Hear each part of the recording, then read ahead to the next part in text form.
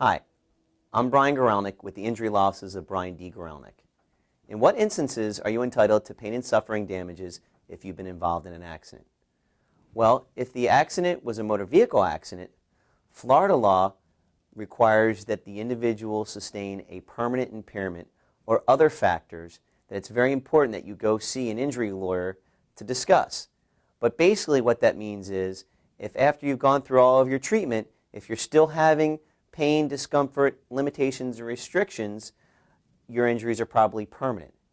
Now, it's one thing for you to have those subjective complaints, but it's certainly much more persuasive if you can have the objective tests and studies to prove that. And only going through or through the advice of an experienced injury lawyer are they going to know what sort of tests, diagnostic studies, and medical providers that you need to prove that permanent impairment.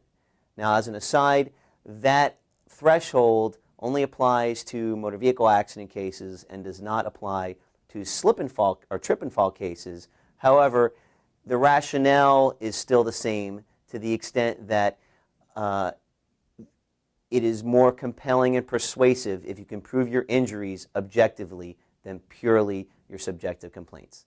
I'm Brian Guralnick with the injury law offices of Brian D. Guralnick, or if you've been in an accident, you deserve to demand more.